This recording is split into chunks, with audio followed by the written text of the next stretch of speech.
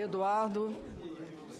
Muito obrigada pela oportunidade, a todos os senadores e senadoras presentes, a todos os presentes, todos os jornalistas presentes, fotógrafos, a todos os colegas de governo, a todos os colegas de Petrobras. Começamos, então, uma apresentação bastante objetiva e direta. Quero pedir ao Rafael para me ajudar. Então, começamos dando uma visão bastante rápida do nosso planejamento estratégico, a visão do ano de 2013, e esse slide são as escolhas da Petrobras, Planejamento Estratégico 2030, aprovado na última reunião do Conselho de Administração da companhia.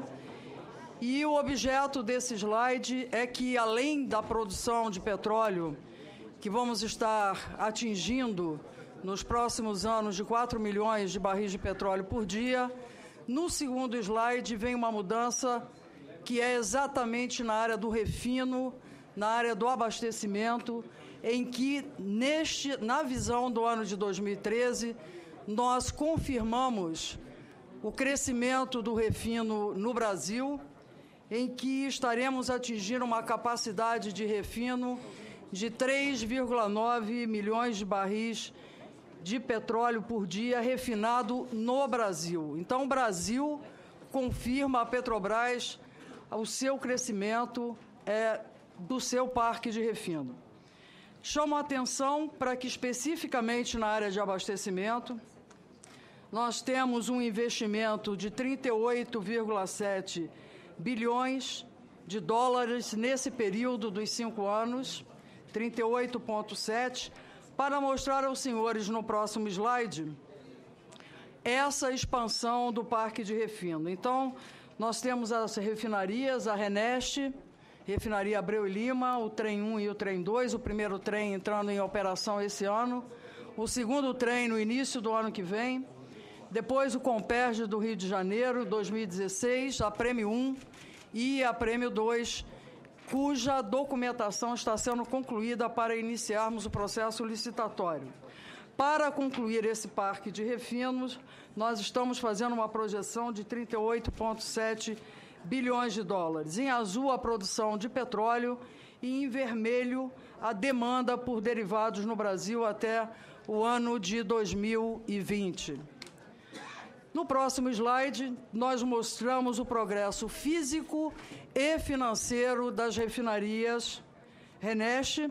Hoje, eu estive ontem na RENEST, nós estamos com uma realização física de 87%, e no Rio de Janeiro, RENEST é a refinaria do Nordeste, a refinaria Abreu e Lima. Nós estamos com 87% de realização física, e nos últimos 2 anos nós temos seguido categoricamente o planejamento físico e financeiro. Nós estamos exatamente em cima do planejado e cumprindo, tanto na RENEST quanto no Comperj, o planejamento financeiro desta refinaria. Nos 2 últimos anos, temos realizado, do ponto de vista financeiro, exatamente o planejado. Então, são 2 grandes refinarias muito importantes para o parque de refino da Petrobras. Bom, nesse slide, nós voltamos no tempo e olhamos ali o plano estratégico 2015. Lá em 2004, foi planejado, desenvolvida as ações de Petrobras para o ano de 2015. Naquele ano de 2004, nós não tínhamos a descoberta do pré-sal e a produção em campos de pós-sal, não pré-sal, portanto... Senhor presidente, se alguém tiver incomodado com a conversa e a fala da presidente, nós podemos parar a sessão para a gente... Senador Inácio, pode continuar, presidente. Obrigada. Então, lá no ano de 2004, nós voltamos para poder falar de Passadina. Lá no ano de 2004, nós não tínhamos o pré-sal, nós não tínhamos a produção do pós-sal e não tínhamos a projeção de aumentar o parque de refino no Brasil.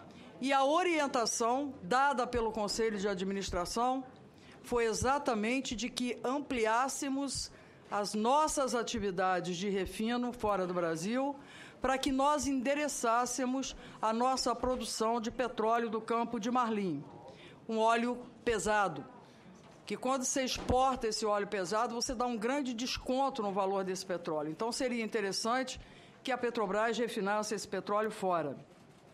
E as orientações era que deveríamos expandir as atividades de refino e comercialização no país e no exterior, em sintonia com o crescimento dos mercados regionais, em sintonia com os mercados locais.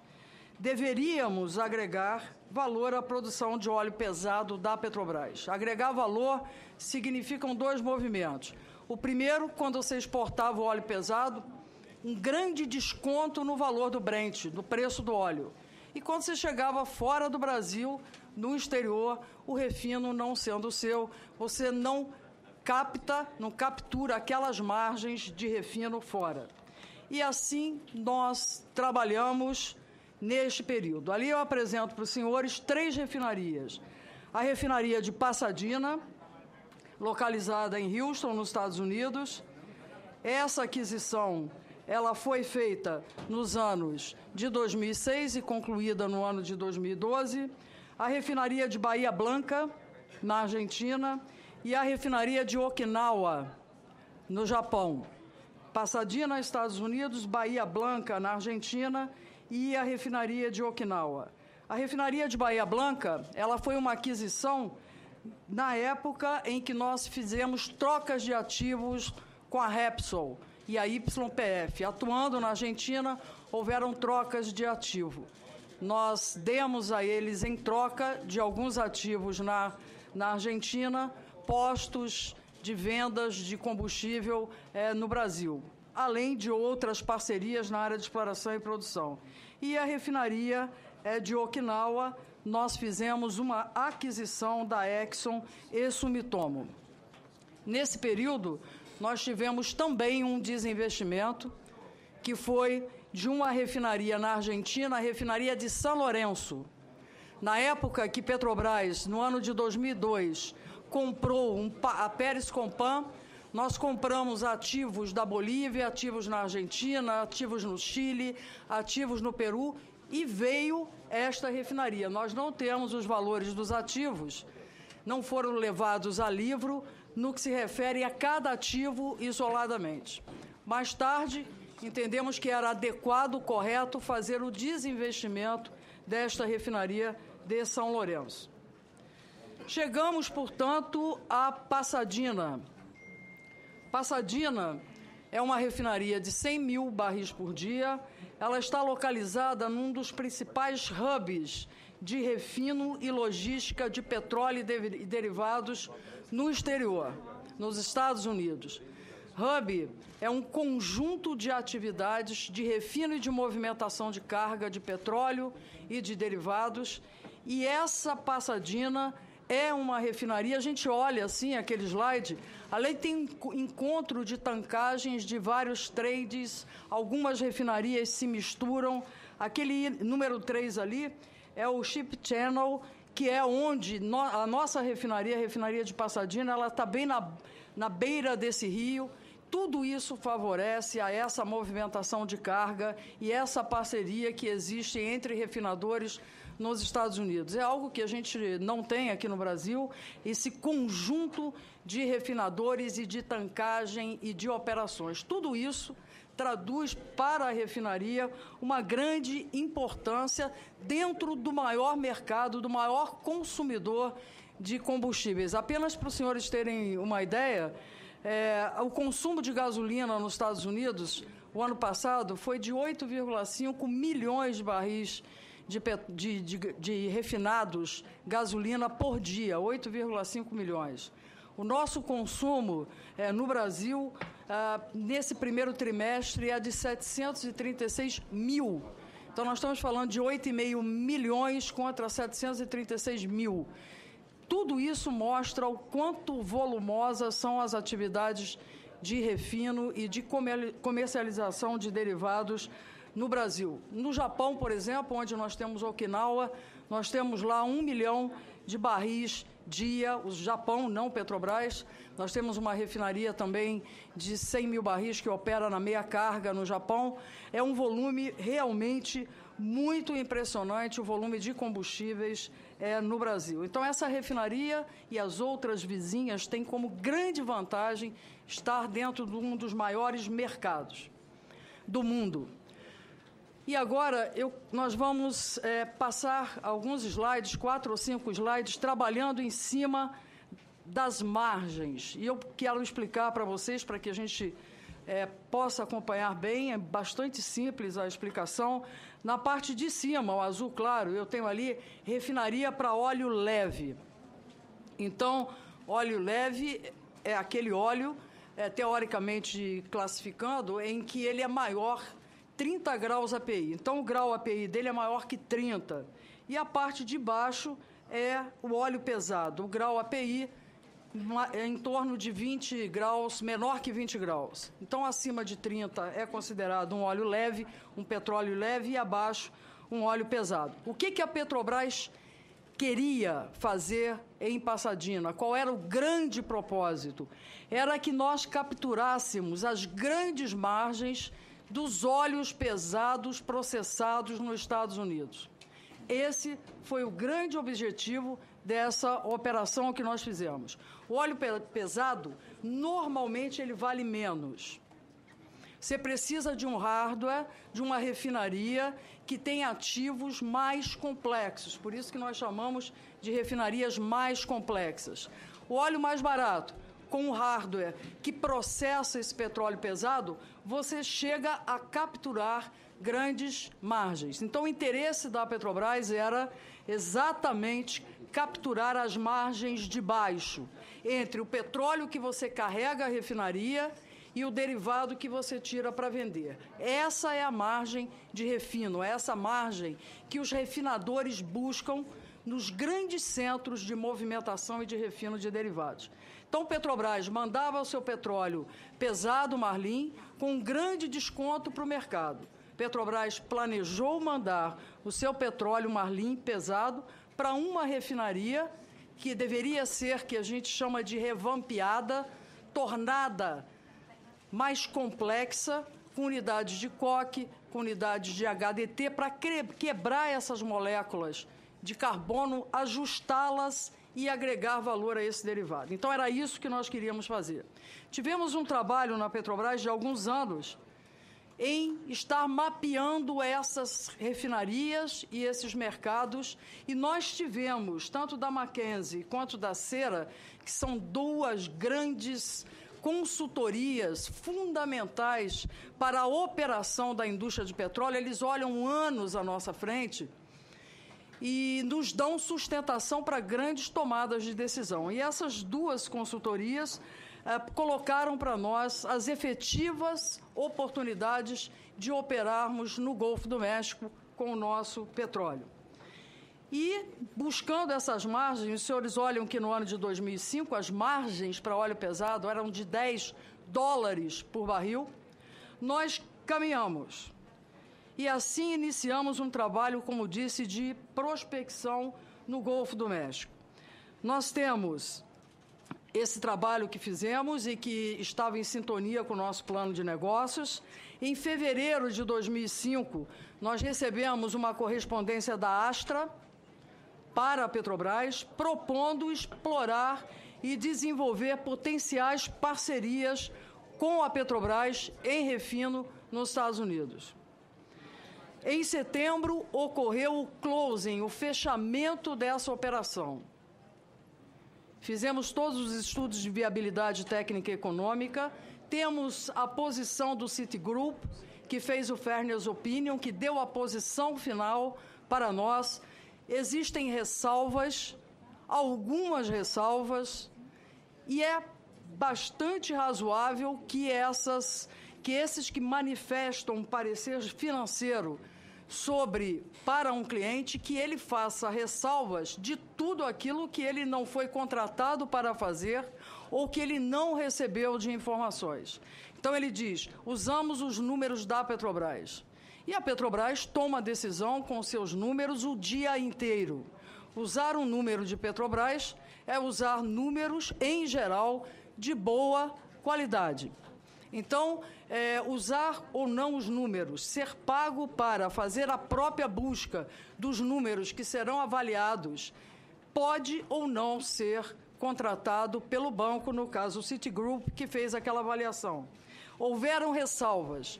O Citigroup entregou à Petrobras uma manifestação em relação à sua avaliação financeira. Então, quando chegou no ano de 2006, nós estávamos com margens muito boas no óleo pesado e no óleo leve. Lembram os senhores que nós estávamos na véspera da surpresa da crise econômica mundial.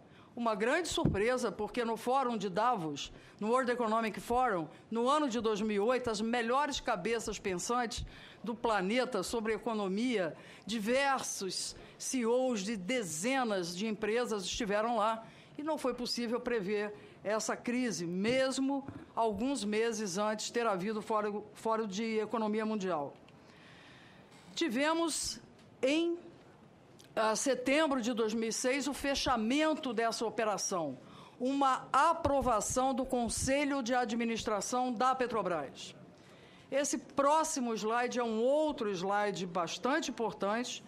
O Conselho de Administração da Petrobras, no dia 3 de fevereiro de 2006, autorizou a compra de 50% da refinaria, baseado num resumo executivo, baseado numa aprovação da diretoria executiva da Petrobras.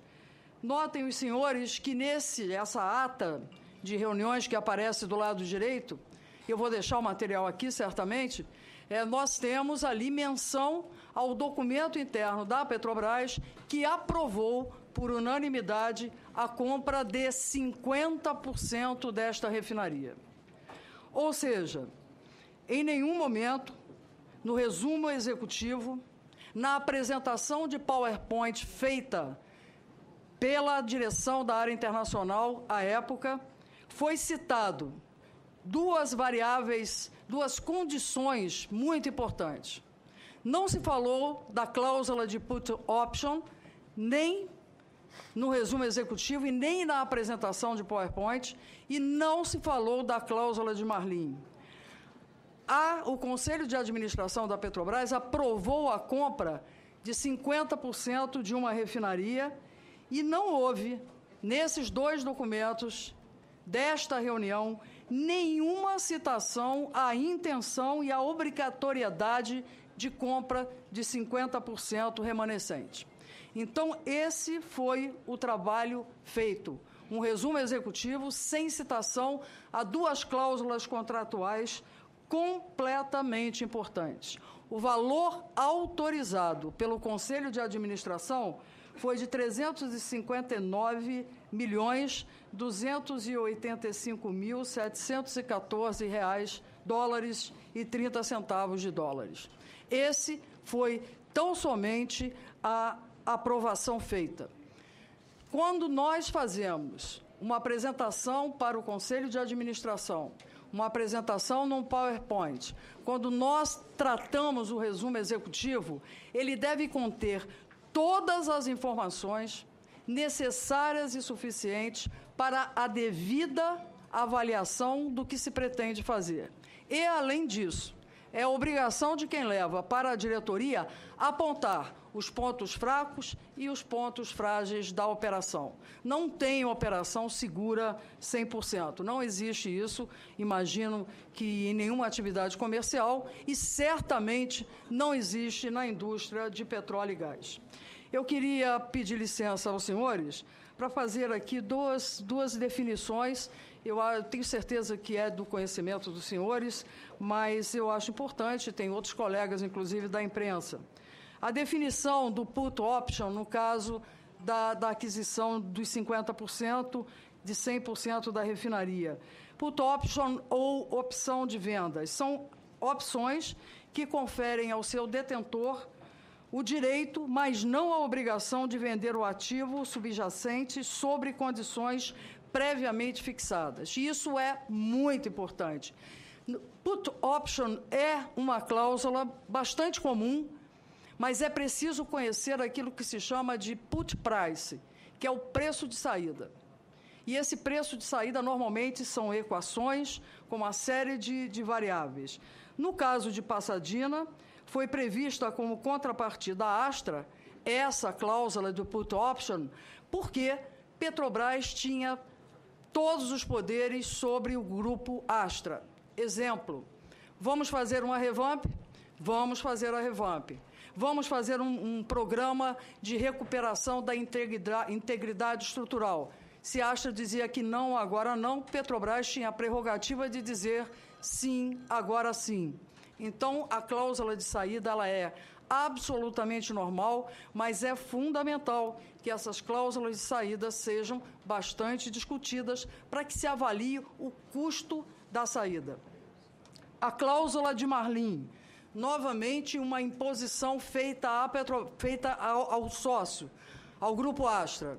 Nós vamos processar nessa refinaria o petróleo Marlim brasileiro, pesado, quando tivesse o revamp, e a Astra poderia dizer não, eu faço uma combinação de petróleos aqui, neste parque que eu mostrei aos senhores, e o resultado, a performance do refino será maior. Neste caso, a Petrobras, se houvesse tido o revamp, ela garantiria uma rentabilidade à refinaria. E lembro que a refinaria era 50% Petrobras, a Petrobras América, e 50% o Grupo Astra. Se essa cláusula tivesse sido exercida, se ela tivesse performado, os ganhos decorrentes seriam favoráveis à Astra e à Petrobras nos 50%.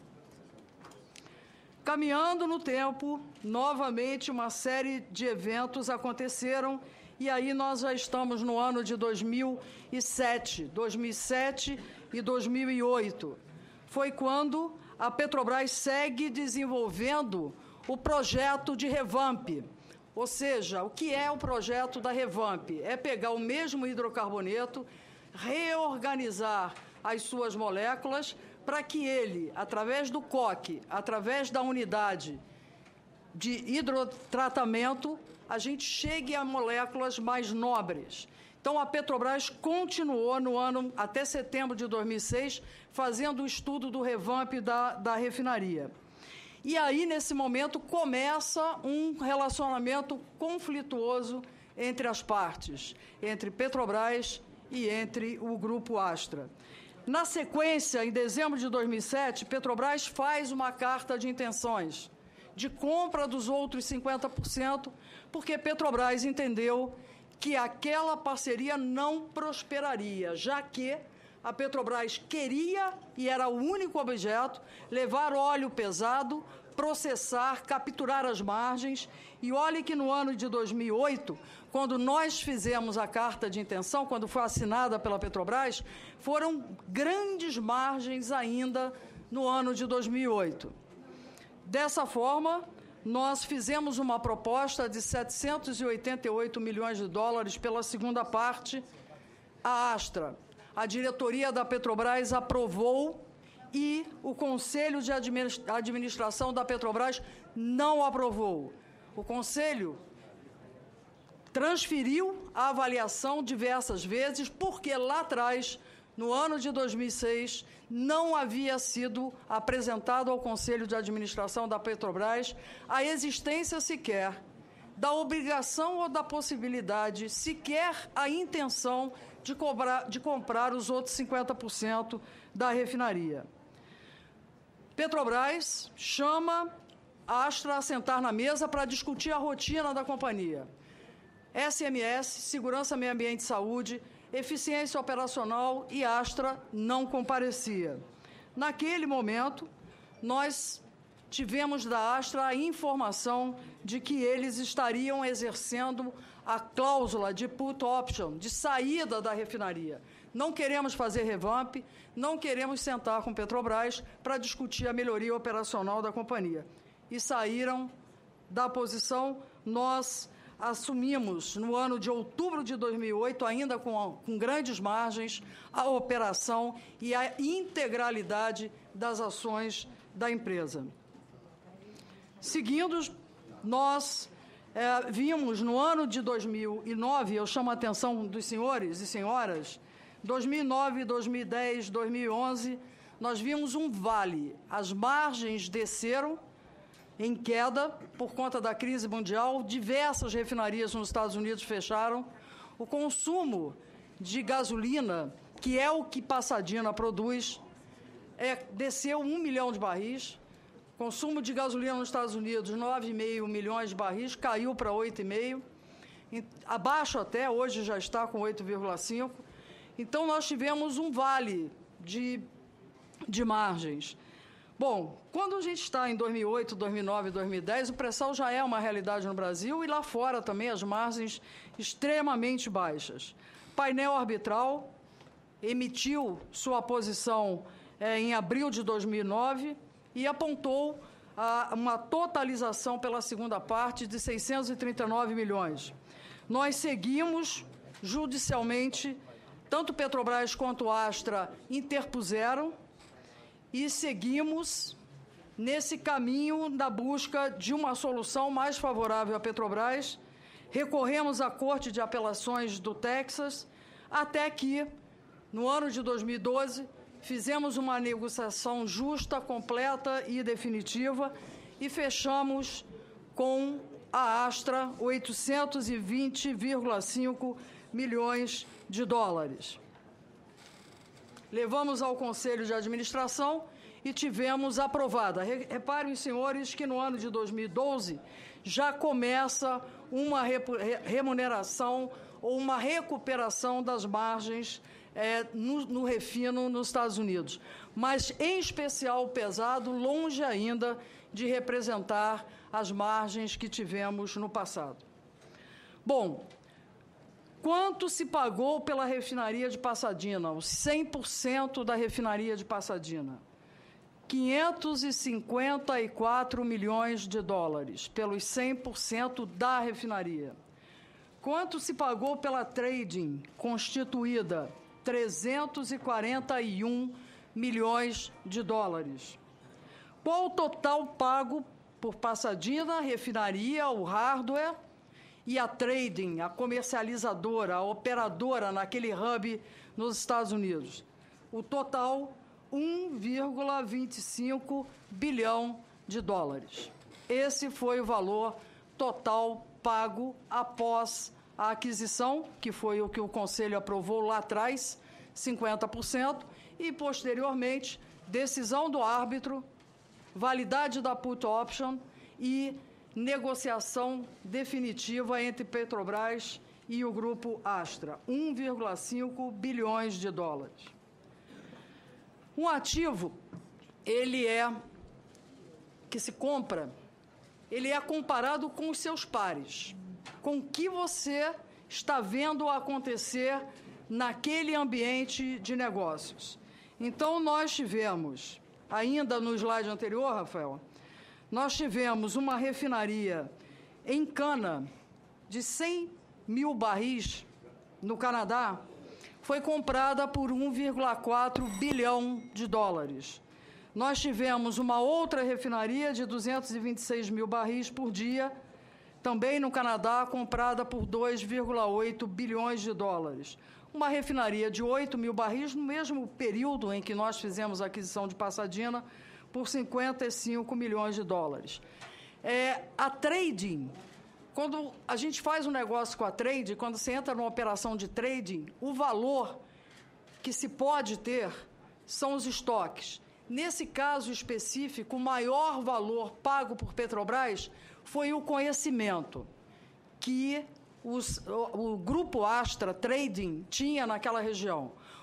Os clientes, os contratos com a infraestrutura, você não pode chegar e falar, eu quero vender petróleo, quero comprar petróleo, quero vender gasolina, quero vender diesel, quero comprar diesel. Você tem que estar num ambiente. Quem estava num ambiente de uma forma muito mais, com maior rentabilidade, era certamente o Grupo Astra.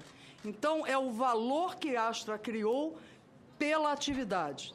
E aí, mais do que pelos estoques remanescentes, o grande pagamento feito foi, sim, pelo negócio, pelos contratos, por estar dentro da atividade de trading com um grupo extremamente importante. Lá atrás, quando o Conselho aprovou 50%, ele aprovou uma parceria entre Astra e entre Petrobras.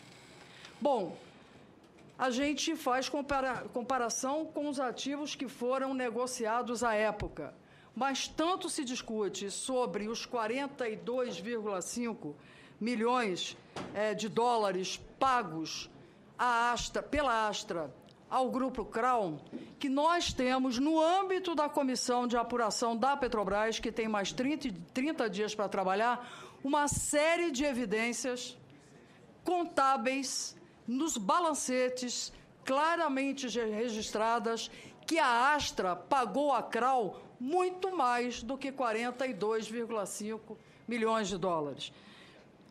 No mínimo, a Astra pagou a Crown em torno, estimado, porque estamos nessa fase de fechamento de avaliação de todos esses balanços, 360 milhões de dólares. Interessante observar que, um ano antes da entrada de Petrobras, um pouco mais, houve um contrato de tolling, um contrato de refino da Astra, que comprou da Crown, no valor de 104 milhões, com o direito de, ao final daquele contrato de tolling, fazer uma proposta para a compra da refinaria. Então, é razoável que, dentro dessa operação comercial entre a Crown, que era a detentora da refinaria, e a Astra, que é uma trading, que ela tivesse ali, também nesse contrato, valores relativos aos ativos. Então, nós temos ali 104 milhões de dólares firme, demonstráveis, com contratos em balanço. Esses serviços custaram 80 milhões de dólares. Na sequência, no fechamento da operação, também dentro dos balanços, nós temos 42,5 milhões de dólares, mais 22 milhões de dólares do fechamento. Além disso, houve aqui um levantamento feito nos livros da PRSI, da refinaria, investimentos realizados pela Astra antes da nossa compra, de 112 milhões de dólares. Então, no mínimo, nós temos aí que a Astra pagou a Crown 360 milhões de dólares por 100% da refinaria. Então, nós pagamos pela refinaria 885 milhões de dólares e a Astra pagou 360 milhões de dólares no mínimo.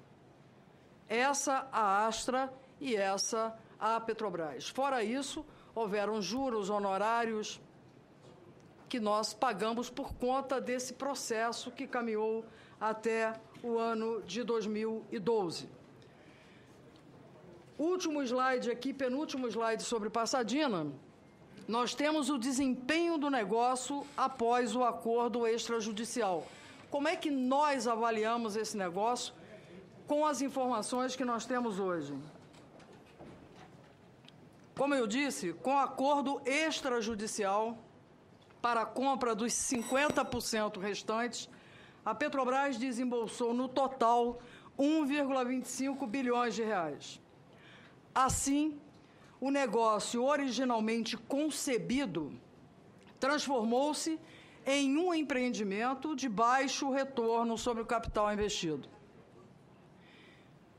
À luz dos fatos, o negócio 50% de uma parceria transformou-se num projeto, num empreendimento de baixo retorno sobre o capital investido.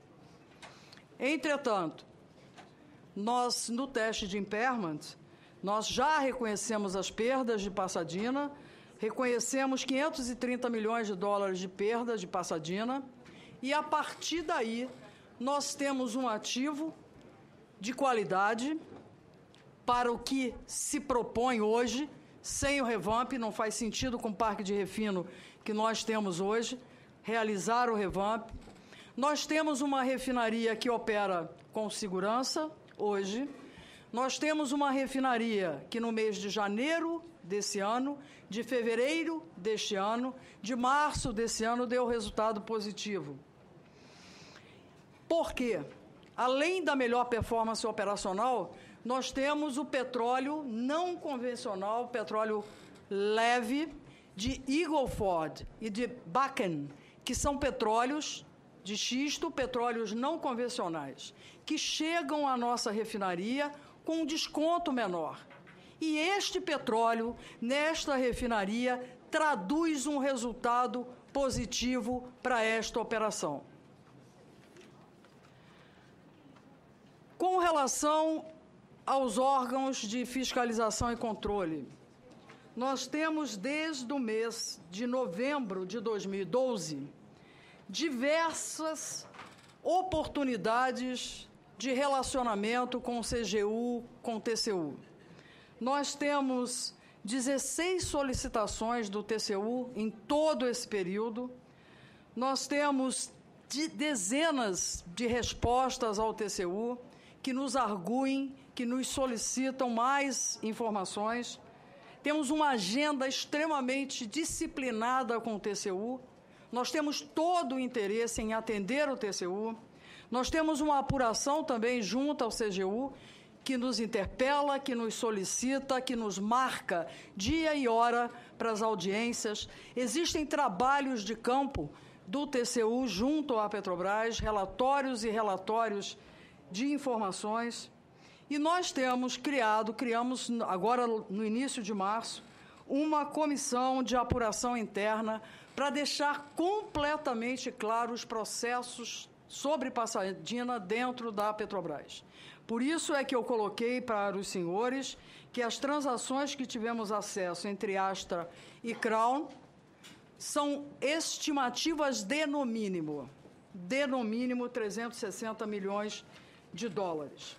É isso, senhores, é o que eu tenho preparado para mostrar aos senhores e estou à disposição para que a gente converse. Gostaria de pedir ao presidente da mesa que me deixe apresentar 4 slides sobre o desempenho de Petrobras. O senhor me permite, claro, presidente? Claro. Por favor. Com Passadina é um projeto da Petrobras. Passadina é um projeto que nós tivemos que baixar do resultado 500 milhões de dólares a título de impairment. É raro, existem outros projetos que, por conta de mudança de mercado, por perda de prioridade, é necessário se registrar no balanço perdas. Passadina é um projeto de Petrobras, um bom projeto no início, que transformou-se em um projeto de baixa probabilidade de retorno. Assim, nós apresentamos aos senhores, e por que 2006? Porque 2006 é a descoberta do pré-sal. Então, nós temos aqui informações que vão de 2006 a 2013, mostrando que as majors, as grandes... Isso tudo é auditável, senhores e senhoras. Isso vem do balanço dessas empresas, isso é público, essas empresas são empresas de capital aberto. Essas empresas, Exxon, ABP, BG, Chevron, Shell, elas perderam volume. Olhe bem a Exxon com uma perda de 479 mil barris nos últimos 7 anos. A Petrobras, a média delas todas, elas caíram 16%, perderam 16% da sua produção de petróleo. Não estou falando de gás, de petróleo. A Petrobras cresceu 7%. Se nós olharmos de 2002 para 2013, a Petrobras teve um crescimento de 34%. São mais 532 mil barris de petróleo por dia. E elas, as majors, as outras, tiveram uma perda de 320 mil barris de petróleo por dia. Essas empresas buscam reservas de óleo e reservas de gás. A Petrobras, nós temos hoje uma relação reserva-produção de 20 anos. Essas empresas têm relação reserva-produção de 12, 14, 16 anos. A nossa produção de óleo é de 86%. Do que temos, 86% é óleo. As outras, o que elas têm é 51% de óleo. O gás natural tem estado bastante desvalorizado por conta da grande produção nos Estados Unidos. Pelo 22º ano, isso é muito importante, 22º ano, nós temos descoberto mais do que produzido. E isso traduz uma diferença muito grande em termos de segurança energética para o Brasil e para a rentabilidade da companhia. Terminando, eu queria mostrar para os senhores e senhoras um ponto que é fundamental, a venda de derivados. Nós, no Brasil, nós tivemos, comparando o ano de 2012 com o ano de 2013, o mercado no Brasil cresceu 3%. A Petrobras, não por lei, mas acontece pelo trabalho que fazemos, pela infraestrutura que temos, nós temos praticamente 100% do mercado no Brasil. Mercado de derivados, mercado de nafta, de GLP, de gás natural, praticamente 100% do mercado. Isso é extremamente importante. Um pequeno movimento de aumento de preço de diesel e gasolina, nós temos um grande aumento no resultado líquido da companhia. Então, manter o mercado é muito importante. Exxon perdeu 5% do seu mercado, Chevron 2%, Shell 1%, BP perdeu 2%. O que é isso? Elas têm uma grande atividade nos Estados Unidos, uma grande atividade na Europa. E o mercado desses países reduziu com a crise econômica mundial. Então, aqui no Brasil, o nosso mercado grande e predominantemente ocupado pela nossa empresa, pela Petrobras, nos confere uma grande e rápida possibilidade em que tenhamos um aumento da produção, um aumento de preço, a gente rapidamente recupera o nosso excelente resultado. Lucro líquido. Importante olhar esta informação. Nós tivemos, do ano de 2011, comparando o ano de... o ano de 2012 com o ano de 2013, em dólar, a Petrobras teve um aumento do lucro líquido de 1%, de aumento do lucro líquido. A Exxon teve uma perda do lucro líquido de 27%, a Chevron 18%, a Shell 39%, e a BP fez uma série de desinvestimentos, colocou para dentro muito resultado de desinvestimento, e aí teve um excepcional resultado. O por que essas empresas perderam? Queda de produção, os senhores lembram que elas têm tido queda de produção?